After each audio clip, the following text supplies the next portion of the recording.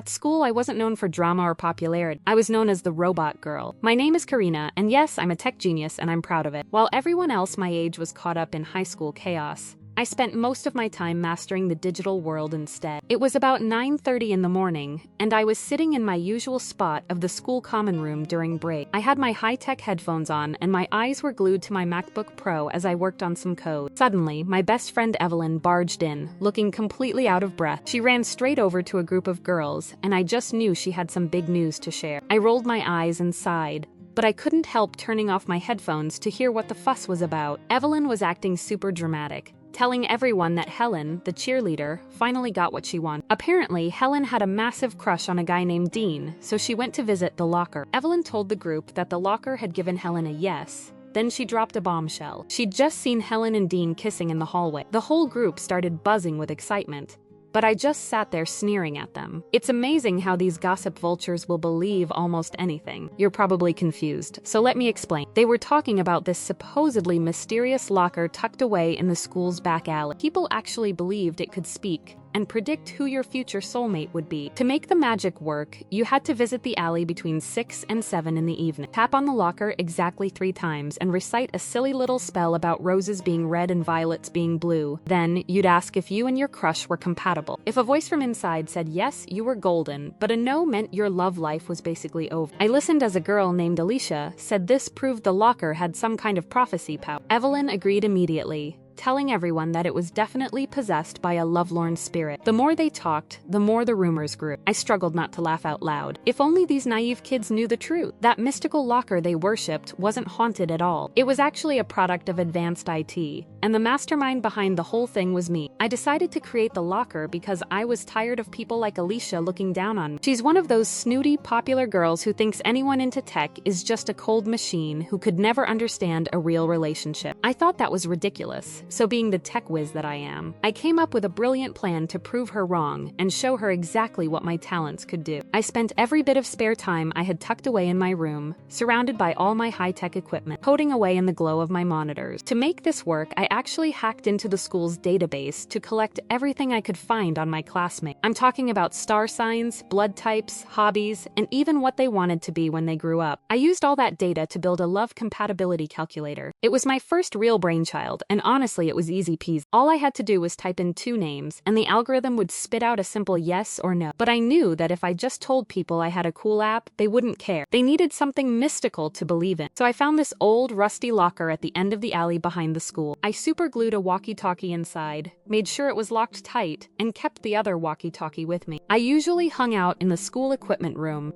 because it was conveniently located right on the other side of the alley wall. To make it even creepier, I used a voice changer app on my phone to give myself a perfect haunted tone. Once the setup was ready, I anonymously started spreading rumors about the locker's magical powers on the school blog. It didn't take long for the trick to take off. Since the day I launched it, I've successfully matched 15 different couples. Can you believe that? Everyone was running around talking about finding their true love, but I just had to laugh. It wasn't destiny or spirits. It all came down to a few simple algorithms and some clever tech. But there was one tiny issue I hadn't told Evelyn about any of this. As I walked down the hall, I saw her standing in front of her locker. She spotted me and gave me a big wave. Look, I love her to death, but she is seriously the worst at keeping secrets. She's basically a walking loudspeaker. The second she hears a piece of gossip, she just has to blab it to the entire school. Right as I was heading toward her, she noticed a group of students whispering nearby, and she immediately jumped in to join them. I figured I needed to make sure the locker actually worked perfectly before trusting her with the truth. I told myself I'd tell her once I hit a solid 20 successful matches. Just then the bell rang, and the crowd started to scatter for class. Keeping the secret ended up being a lot easier than I expected once we got to math class. Evelyn wasn't even paying attention to me because she was too busy staring dreamily at her crush, Jace. He's the school's hot boy, and he was fast asleep at his desk. I honestly had to shake my head. In Evelyn's eyes, Jace was like some kind of perfect angel, and she just sat there with this dazed look on her face. I looked around the room and realized almost every other girl and even some of the boys were staring at him with those same gooey eyes. I felt like the only person in the entire building who didn't get the memo about how amazing he was supposed to be. While they were all daydreaming, I just stayed focused on my work. One evening, I was doing my usual shift in the equipment room as the sun started to go down. I was focused on my walkie-talkie when I heard a very familiar voice outside. It was Evelyn. I didn't even need to think twice. I knew exactly what she was there for. I quickly typed her name and Jace's into my MacBook, and the algorithm popped up with a big yes. When I announced the result through my voice changer app, I could hear her screaming with joy through the wall. I sighed, thinking that if she was happy, I was happy for her. But the good mood didn't last. About an hour later, just as I was packing up to head home, I heard more footsteps and a sharp knock on the lock. It was Jace. I froze when I heard him start the spell. What was the school's golden boy doing out there so late? When he finished the rhyme, he actually asked if he could become a couple with me. I was so shocked I almost dropped my walkie-talkie. I didn't even bother checking the calculator. I just immediately told him no. Did he have a fever or something? He was silent for a second. Then he started shaking the locker violently and asked again if I'd be his girlfriend. I kept giving him the same answer over and over. No, no, and no! Finally, he kicked the locker hard and stormed off. I just sat there thinking how weird he was acting. The next morning at school, things got worse. I saw Evelyn at her locker and she was all dolled up in her lucky lilac dress, even wearing extra perfume. I realized Jace was standing only a few feet away and I panicked, thinking she was about to go confess her feelings to a guy who had just tried to date me through a lock. I rushed over and grabbed her arm, trying to pull her away. I told her I had a huge emergency and she had to come with me right that sec, but I was so flustered I couldn't even think of a real excuse. Before I could get her away, Jace walked right up to us. He giggled and asked if we were playing tug of war or something. Then he looked at me and told me my hair was a mess. Before I could move, he leaned in way too close and started stroking my hair to fix it. I pushed him away immediately because he was totally invading my space, but the damage was done. Evelyn was standing right there, biting her lip and looking absolutely crushed. The bell rang just in time, and she hurried off to class without saying a word. I was so mad at Jake. I glared at him, but the idiot just smiled as if he hadn't just ruined my best friend's morning. I couldn't believe it. The locker had already rejected him, and here he was, making things even more complicated. I spent the rest of the day trying to talk to Evelyn, but she kept giving me these panicked looks and running away whenever I got close. Later, at the outdoor canteen, I finally managed to sit next to her, but that leech Jace showed up again. He sat right next to me, which made Evelyn get upset and leave immediately. I was starting to feel like I was being haunted. Jace even followed me into math class and asked the teacher to move him into my study group, claiming he suddenly needed me to tutor him. Yeah, right. The more I tried to ignore him, the more he seemed to chase me. One day, I was literally running through the library to get away from him when I accidentally bumped into Killian, the head boy. He's usually so serious and stern, so I was sure I was about to get a lecture. But instead, Killian stepped right between me and Jace. He held up his hand and told Jace to quit it because he was clearly bothering me. I was stunned. Was the head boy actually defending me? Jace looked like he was about to explode with rage and told Killian to stay out of his business. The two of them just stood there staring each other down like they were in a movie until the librarian finally had enough. She told them this was a library, not a theater club, and ordered everyone to be quiet or get out. I took that as my cue to sneak away into the hallway. I felt so relieved to be out of there, but I couldn't help wondering why Killian would do something like that. It was so out of character for him. But honestly, I had too much on my plate to overthink it. I found myself back in the equipment room at dawn, feeling pretty excited. My locker had successfully predicted 19 couples so far, and I only needed one more match to reach my goal. I was already daydreaming about making my invention public and watching my app change the entire world of dating. Suddenly, I heard footsteps approaching the alley. My 20th client had arrived. I leaned in to listen to the walkie-talkie,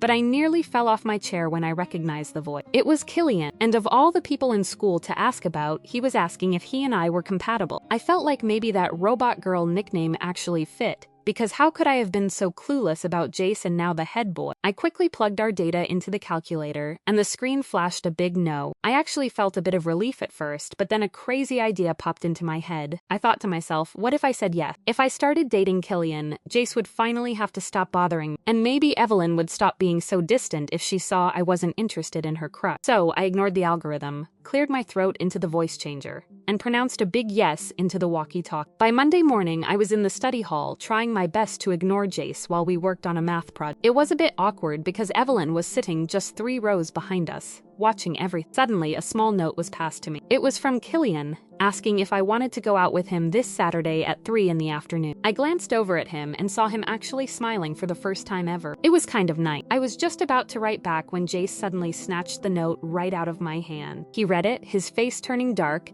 and then he stood up and told Killian that they needed to take things outside. I wasn't about to miss whatever was going to happen, so I sneakily followed them out into the hallway. I was surprised to find Evelyn right behind me, and she put her finger to her lips to tell me to be quiet. We stood there eavesdropping as Jace demanded to know what was going on between me and Killian. Killian sounded so calm as he told Jace that it was nothing special, just that the famous love locker had foretold that he and I would be together. Jace looked like he was about to explode. His face literally turned purple with rage. Evelyn was so shocked that she actually shouted out loud, asking if that meant there was really nothing going on between me and Jake. I told her of course not, and that I had been trying to explain that to her forever. Killian noticed us then and walked over, asking if I'd heard the whole conversation. I felt myself blushing and apologized for spying, but then he asked me again what I thought about the date. I took a deep breath and told him I'd love to go. I could see Jace absolutely boiling with anger behind him, but he couldn't do anything except storm off in a huff. I couldn't help but feel a little proud of myself. It seemed like my little yet had solved all my problems at once. When Saturday finally rolled around, Killian showed up right on time at 3. I was actually really touched because he went out of his way to ask for my parents' approval, and he even opened the car door for me like a total gentleman. I have to admit,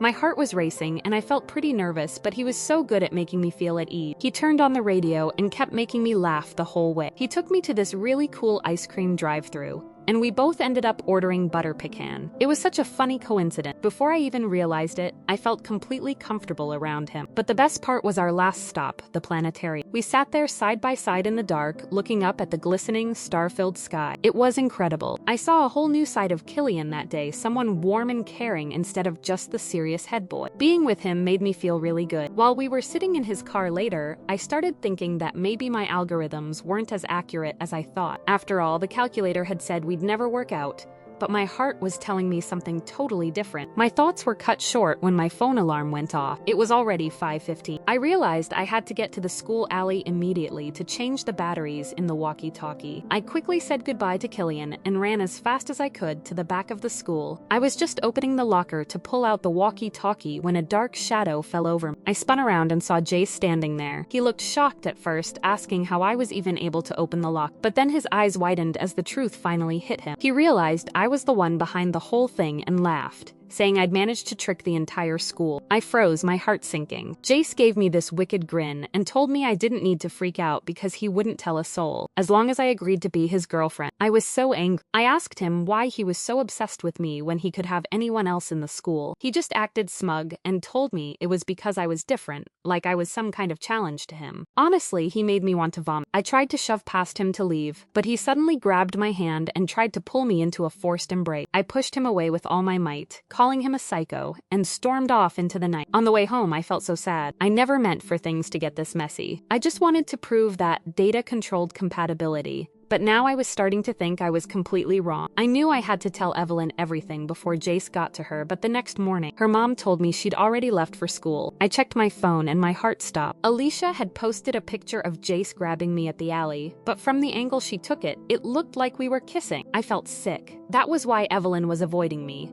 and I couldn't even imagine what Killian would think when he saw it. I arrived at the school parking lot just as Killian was getting out of his car. I rushed toward him, desperate to explain, but when our eyes met, I could see the deep hurt in his expression. He didn't even give me a chance to speak. He just turned his back and started walking away. Without thinking, I chased after him and poured my heart out. I told him everything. How I was the one behind the locker the whole time. How I only got tangled up with Jace because I was trying to protect Evelyn. And how I had lied about the result when he came to the locker. I looked at him, my face heating up, and confessed that through all this mess, I'd realized I actually had real feelings for him. Both of us stood there, blushing like crazy. Suddenly, Evelyn jumped up from behind a nearby car, looking completely shocked. She shouted out in disbelief, asking if I was really the one behind the love locker. I was startled to see her there, but honestly, I felt so relieved to finally have all my secrets out in the open. But my relief didn't last long. Evelyn looked at me seriously and told me that we had a massive problem. She led me down the school corridor, and what I saw was pure chaos. The air was thick with the sound of shouting and crying. It was a disaster. In one corner, a couple was having a messy, tearful breakup, just because the locker told them they weren't a match. Over in another spot, two girls were practically at each other's throats.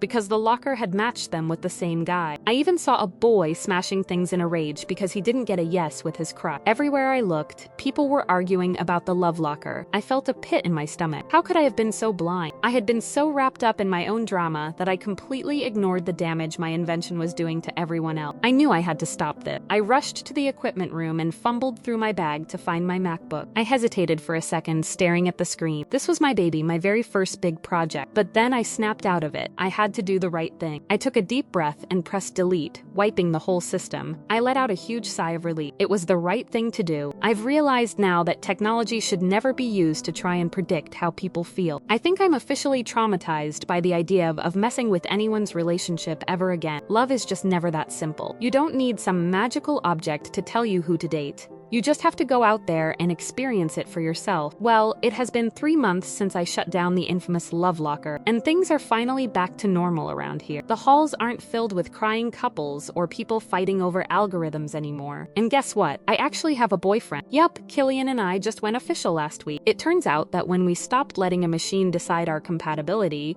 we found out we're actually a great match on our own. Evelyn is doing much better too. She finally realized that Jace was just a pretentious jerk who liked the chase more than the person. She has vowed never to run after a guy like that again. Instead, she's decided to just be herself and wait for the right person to come along naturally. As for the love locker, once people realized it had gone silent, the rumors started flying like crazy. Everyone has a theory about why it stopped talking. My personal favorite is the one where people say the lovelorn spirit finally found peace and moved on. I can't help but smirk every time I hear that one. Still, every now and then, as I'm walking through the hallways, I'll overhear someone whispering about the haunted locker that once turned our whole school upside down. Whenever I hear those stories, I get those little goosebumps on my arm. I just kept walking with a secret smile on my face, knowing that the most powerful thing in this school wasn't a ghost or a spirit. It was just a girl with a MacBook and a really good plan.